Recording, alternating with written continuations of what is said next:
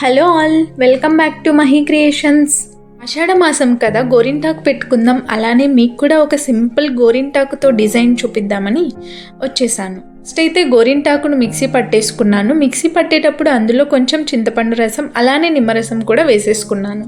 గోరింటాకు మరీ గట్టిగా లేకుండా ఇలా కొంచెం మెత్తగా ఉండేలాగా గ్రైండ్ చేసేసుకున్నాను. డిజైన్ అప్పుడు చాలా ఈజీగా వచ్చేస్తుంది.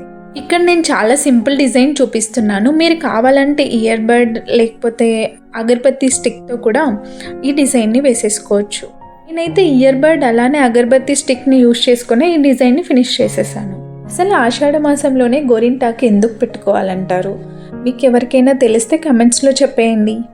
నాకు తెలిసింది నేను చెప్తున్నాను. గోరింటాకు హెల్త్కి చాలా మంచిది, అలానే వేడిని కూడా బాగా తగ్గిస్తుంది. అందుకే నేను కూడా పెట్టేసుకుంటున్నా.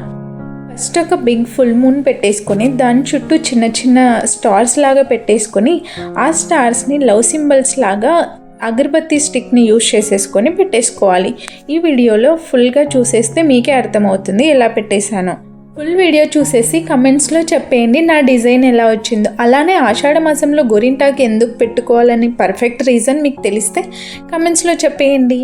ఇక్కడ నేను అగరబత్తి స్టిక్ని యూజ్ చేసేసుకొని చిన్న చిన్న డాట్స్ని లవ్ సింబల్స్ లాగా మార్చేస్తున్నాను. ఫుల్ వీడియో చూసేసి అలానే సబ్స్క్రైబ్ కూడా చేసేసుకోండి ప్లీజ్. Thanks for watching.